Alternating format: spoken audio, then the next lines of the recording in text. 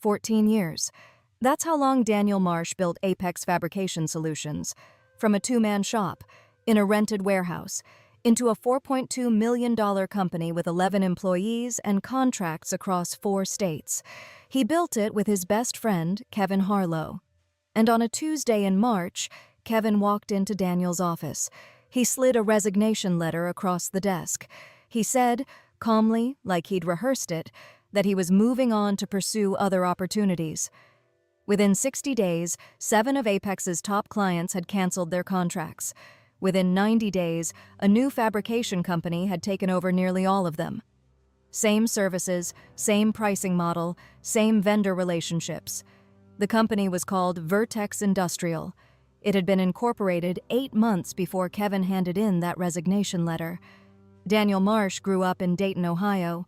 His father ran a small machine shop, the kind of place that smelled like metal shavings and solvent, the kind that didn't close until the work was done. Daniel learned the trade the same way, slowly, completely, with his hands. He wasn't an academic. He was a builder. He understood tolerances and load stress and what a bad weld looked like before anyone else in the room did. By his mid-20s, he had enough experience to know he could run his own operation. What he didn't have was the other half of what a business needs. He couldn't sell. Kevin Harlow was his college roommate from Ohio State. Smart, charming, relentlessly optimistic. He had spent 3 years in industrial sales after graduation and had an almost supernatural ability to walk into a room full of strangers and leave with a handshake. People liked Kevin immediately. That was the thing about him. He remembered names. He followed up. He made you feel like the most important account on his list even when you weren't. Daniel used to joke that Kevin could sell refrigerators to a polar bear. It wasn't just a personality. It was a skill, and Daniel genuinely admired it. They complemented each other perfectly. Daniel built things. Kevin sold them. In 2008, in the middle of the worst economic downturn in a generation, they signed a partnership agreement and leased their first space. 4,000 square feet in an industrial park outside Dayton. The rent was $1,800 a month. Some months, that was most of what they had. The early years were punishing. There were months where they paid their 2 employees before they paid themselves.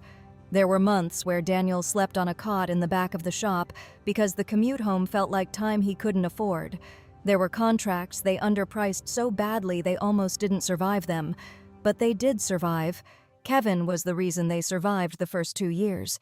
He landed Apex's first anchor client, a mid-size auto parts distributor, through a cold call. He then used that contract as a reference to open a second door and a third. He had an instinct for timing. When to push, when to wait, when to let a prospect sit with the pricing before following up. Daniel watched all of this and respected it. By 2012, they had doubled their headcount. By 2015, they had doubled their square footage twice.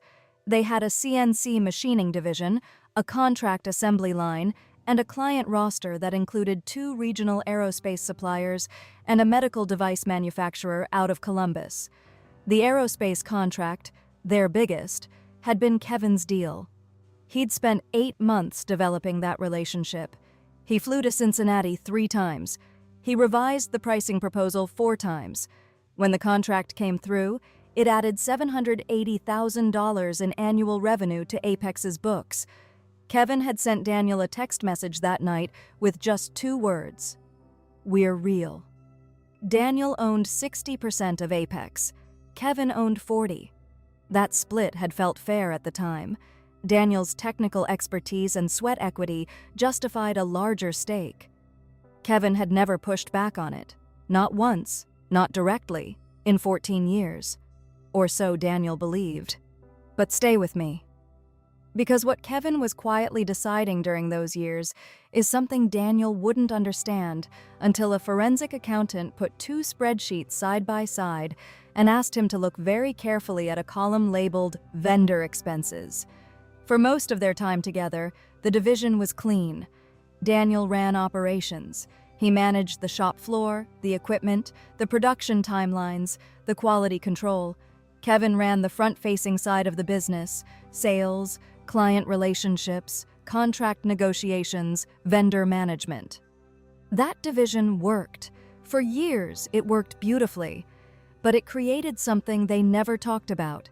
It created a world where Daniel almost never spoke directly to Apex's clients. He trusted Kevin to manage those relationships. He trusted Kevin to represent the company accurately. He trusted Kevin to keep those clients connected to Apex, not to himself. Forensic business analysts have a term for this kind of arrangement. They call it access asymmetry. The first sign something was wrong came not from a client. It didn't come from a vendor. It came from an employee named Gretchen. Gretchen had been with Apex for 6 years.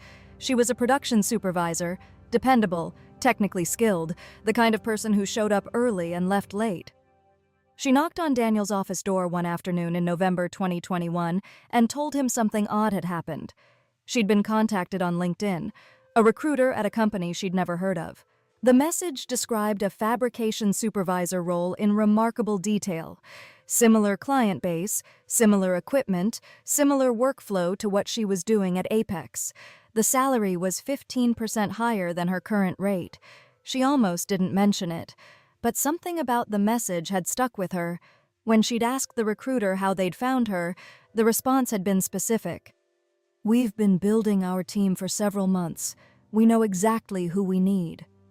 We know exactly who we need. Daniel thanked her. He went back to his desk and Googled the company name, Vertex Industrial LLC. Nothing came up. No website, no LinkedIn presence, no news, no address listed in any directory he could find. He figured it was a small startup trying to poach skilled workers. It happened. He mentioned it to Kevin that afternoon, almost as an afterthought. Kevin said, "Never heard of them. Probably some fly-by-night outfit. I wouldn't worry about it." Daniel didn't worry about it. He filed it away. That decision would cost him 8 months of evidence. 3 months later, in February 2022, Kevin Harlow resigned. He was professional about it, measured. He said he'd been doing a lot of thinking about his future. He said he'd had a tremendous run at Apex, that he respected Daniel enormously, and that he believed the company would continue to grow without him. He offered to stay 30 days for the transition. Daniel sat across from him and felt the floor shift.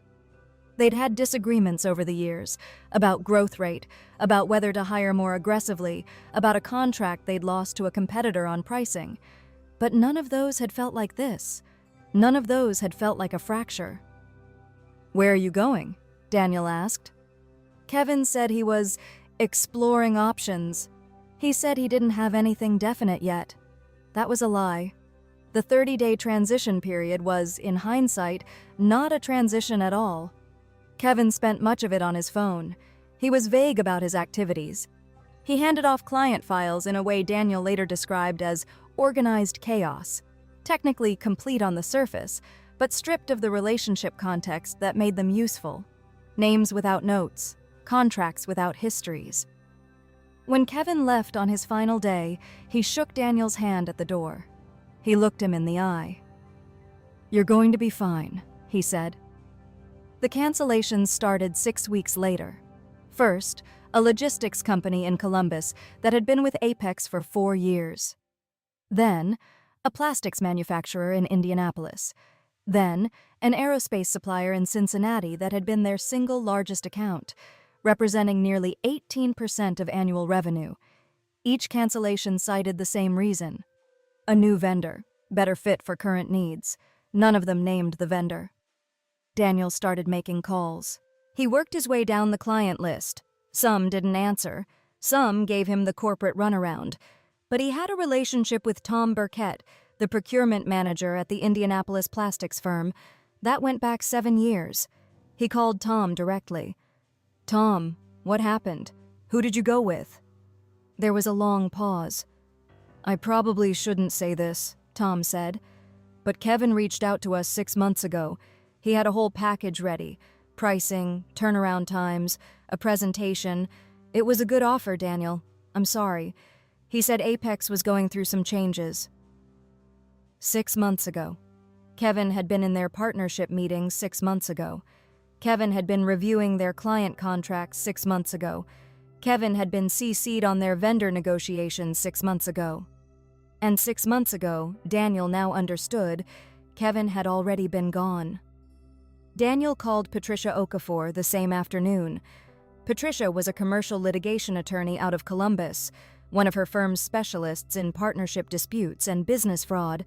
She had a reputation for being thorough in a way that made defendants uncomfortable. Her paralegal team had a saying about her. She didn't just follow the paper trail. She found the paper trail everyone else had assumed didn't exist. Daniel told her everything in that first call. The resignation, the 30-day transition, the cancellations, Tom Burkett's phone call. His voice, he said later, was steady for most of it, until he got to the part about the 6 months. Then it wasn't. Patricia let him finish. Then she told him the same thing she told every client in his situation. Before you get angry, get evidence. The anger will wait. The evidence has a deadline. They began building a timeline.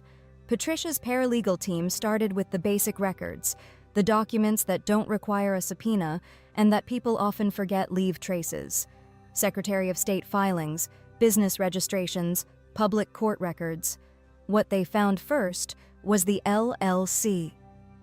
Vertex Industrial LLC had been incorporated with the Ohio Secretary of State on July 14, 2021, 8 months before Kevin Harlow resigned. Daniel stared at that date for a long time. July 14, 2021. He remembered that summer. They'd just landed the aerospace contract, the largest single deal in Apex's history. Kevin had taken the team out to celebrate.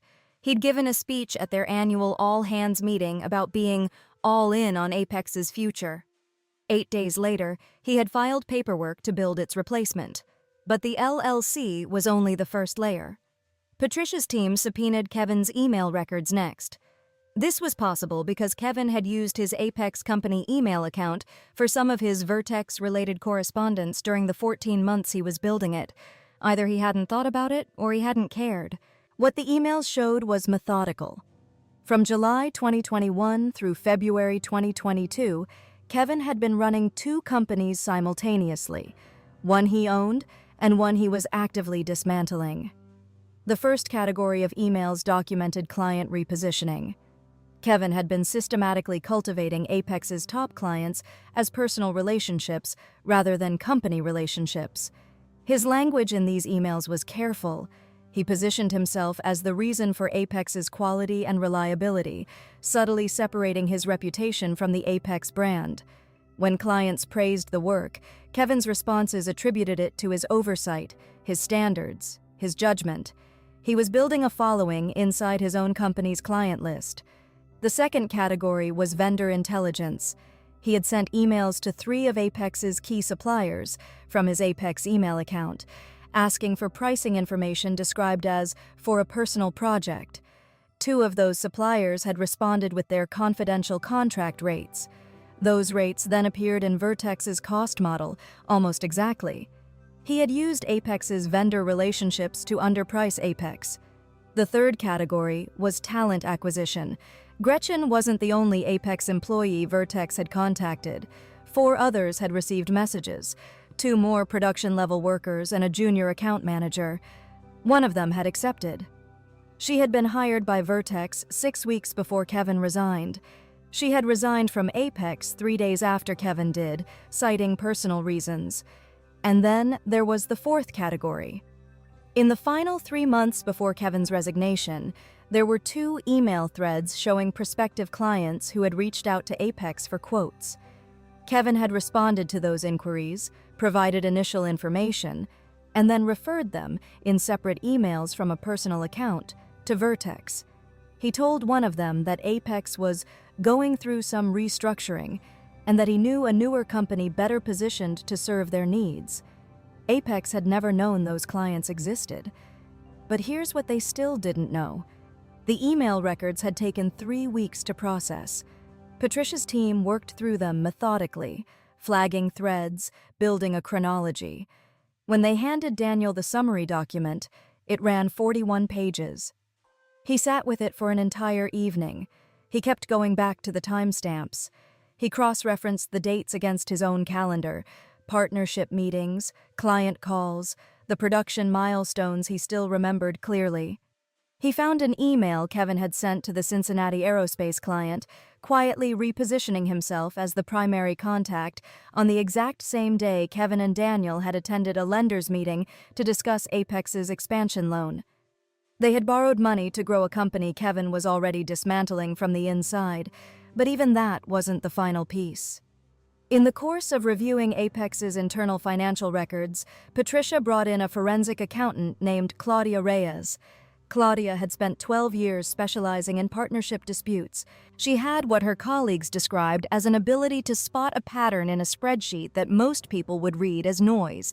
She found it in the expense accounts. Over a period of 22 months, from April 2020 through February 2022, $214,000 had been processed through a vendor code attached to an entity called HKL Advisory Services.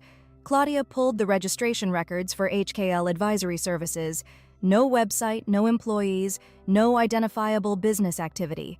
Registered agent, Kevin Harlow's wife. Let's slow this down, because this is the part where a personal betrayal becomes a criminal matter. What Kevin had done, what Patricia would lay out in a 47-page complaint filed in Ohio State Court, was not a single act of bad faith. It was a three-part scheme constructed over nearly 2 years, combining distinct categories of legal harm. The first was misappropriation of trade secrets. The pricing models, the vendor contract rates, the client data Kevin used to build Vertex's business, all of it belonged to Apex. Ohio's Uniform Trade Secrets Act doesn't require a formal designation. If information gives a competitive advantage and reasonable steps exist to protect it, it qualifies. Kevin had taken all of it, without consent, while still a fiduciary of the company. The second was tortious interference with business relationships. Kevin hadn't just left and competed fairly.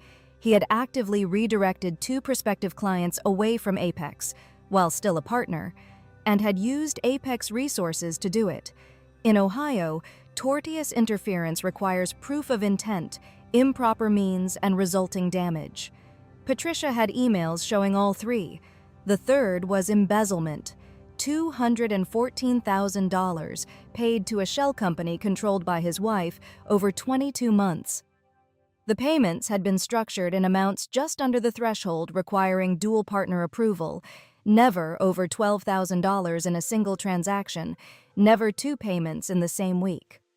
Claudia Reyes would later testify that the pattern was inconsistent with any legitimate business arrangement and consistent with deliberate concealment.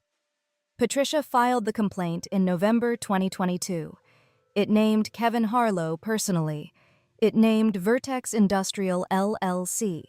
It named HKL Advisory Services. It sought $3.8 million in compensatory damages, representing lost client revenue, the embezzled vendor payments, and the value of the misappropriated trade secrets, plus punitive damages for the deliberate and sustained nature of the scheme. Kevin's response, filed through his attorney in January 2023, argued that his client relationships were voluntarily developed personal relationships and not proprietary assets of the company. It argued the vendor payments were for legitimate consulting services that could not be fully documented due to the informal nature of the arrangement.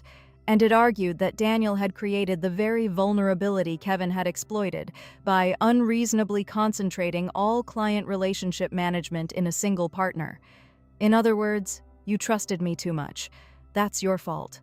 The judge assigned to the case would later describe this argument as not persuasive. The trial began in April 2023. Claudia Reyes took the stand on the 3rd day and testified for nearly 3 hours.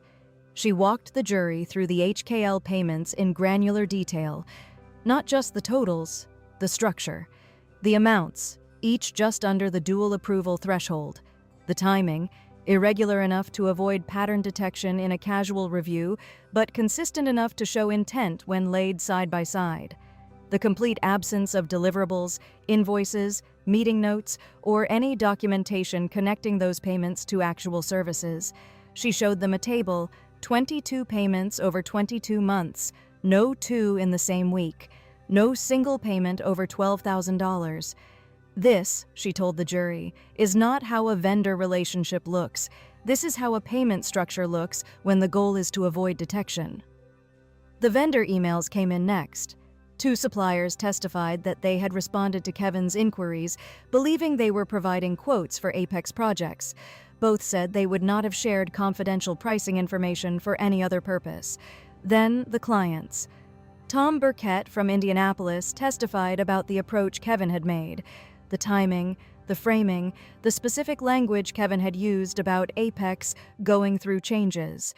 A procurement officer from the Columbus Logistics Company described a nearly identical conversation.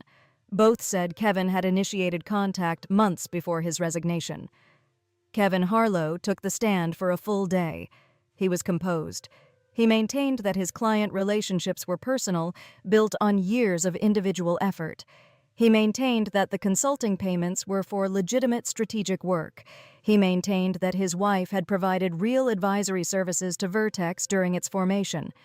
His attorney asked him to describe those services. Kevin described them in general terms: market research, competitive analysis, advisory support during the company formation phase. Patricia asked on cross-examination whether any written deliverable existed for any of these services. Kevin said the work had been primarily verbal and collaborative. Patricia asked whether there was a single email, document, presentation, or meeting note that could corroborate any service delivery from any of the 22 payment periods. There was not. She showed him the first HKL payment, dated April 14, 2020. She asked him to describe specifically what service had been rendered in exchange for that payment. Kevin said he didn't recall the specifics of that particular engagement. Patricia moved to the second payment, then the third. The same answer, 22 times. Observers in the gallery said the courtroom went very quiet during that exchange. Not dramatic, just quiet. The specific kind of quiet that settles in when a room full of people is watching someone who has run out of words. The jury deliberated for 9 hours. Daniel sat in a conference room 2 blocks from the courthouse during that time. Patricia had told him to eat something. He didn't. He sat with a cup of coffee that went cold and thought about July 14, 2021, the date on that LLC filing. He thought about the all-hands meeting that summer, the speech Kevin had given. He thought about every client dinner Kevin had taken alone, every vendor call he hadn't been on, every file that had been handed over organized but empty of context. He thought about the cot in the back of the shop in 2009. At 4:47 in the afternoon, Patricia's phone rang. They returned a verdict for Daniel Marsh on all 3 counts. Compensatory damages, $3.1 million. Punitive damages, awarded specifically because the jury found the conduct had been deliberate, sustained, and concealed, $1.6 million. Total judgment, $4.7 million. Vertex Industrial stopped taking new clients within weeks of the verdict. It filed for dissolution 4 months later. Kevin Harlow filed for personal bankruptcy in early 2024. The Ohio Attorney General's office opened a criminal investigation into the HKL payments in the fall of 2023. That investigation was still active as of the time of this episode. Daniel Marsh did not rebuild Apex to what it had been before. He rebuilt it differently. 18 months after the verdict, he was operating with 7 employees, 3 anchor clients, and a new partnership structure with a manufacturing consultant he'd met through litigation. The new agreement had a non-solicitation clause. It had a dual approval threshold of $500. It had a provision requiring both partners to have direct contact with every major client at least quarterly. He told a Dayton Business Journal, "I trusted someone completely for 14 years. I'm not sure I'll ever do that again. But I know now what to look for." He also said something else in that interview, something that didn't make it into the headline. He said the hardest moment hadn't been the verdict or the trial or even Tom Burkett's phone call. The hardest moment had been reading the email Kevin sent to the Cincinnati aerospace client, the one Kevin had spent 8 months developing, the one he'd texted Daniel about at 11 o'clock on a Tuesday night, and seeing that Kevin had described Apex as going through some restructuring. That was the moment Daniel said he understood it was personal, not just financial. Personal. Let's talk about what actually happened here, below the legal surface. Because Kevin Harlow did not walk into this partnership planning to steal from it. That's almost certainly not how it started. The research on partner fraud, and there's more of it than most people realize, consistently shows that business betrayal almost never begins with a decision to steal. It begins with a grievance. Kevin owned 40%, Daniel owned 60%. That arrangement had been agreed to when they were two guys in an industrial park with a small business loan and $40,000 between them. But businesses grow. And as they grow, the original split often starts to feel different to the person on the smaller end. Kevin may have genuinely believed he was generating a disproportionate share of Apex's value through his client relationships. He may have raised this with Daniel and been turned down. He may never have raised it at all, letting the resentment calcify in silence over years. We don't know. What we know is that at some point, a threshold was crossed. And once it was, Kevin's brain did what human brains do when they want something and need to justify wanting it. It built a rationale. By July 2021, by the day Kevin filed that LLC, he had almost certainly reframed everything. He wasn't stealing clients. He was taking what he'd earned. He wasn't embezzling. He was correcting an imbalance. He wasn't betraying a friend. He was exercising a right. That reframing is what makes the subsequent behavior possible. You can't run a years-long scheme inside a company you're actively destroying while also sitting across the table from your partner at lunch, unless your internal narrative has made your actions feel justified. Psychologists call this the compartmentalization of moral injury. Kevin had split the friendship from the transaction. The friendship was still real, or real enough to perform, but the transaction had been renegotiated inside his own head, without Daniel's knowledge. This is what makes financial betrayal uniquely devastating. It doesn't just cost you money. It retroactively rewrites everything you thought you knew about a relationship. If you're in a business partnership right now, here's the practical read on this story. And I want to be direct about this because what happened to Daniel is not a rare story. According to the American Institute of CPAs, an estimated 75% of business partnership dissolutions involve some form of financial dispute. The majority of embezzlement cases are committed not by strangers, but by trusted insiders, people who had access precisely because they had been trusted. The mechanism isn't always the same, but the preconditions usually are. Relationship asymmetry is a structural vulnerability. It's not a judgment about your partner. It's a fact about exposure. If one person controls all client contact, your clients are not the company's clients. They are that person's clients. Full stop. Documentation is not distrust. It's protection. The absence of documentation is what makes embezzlement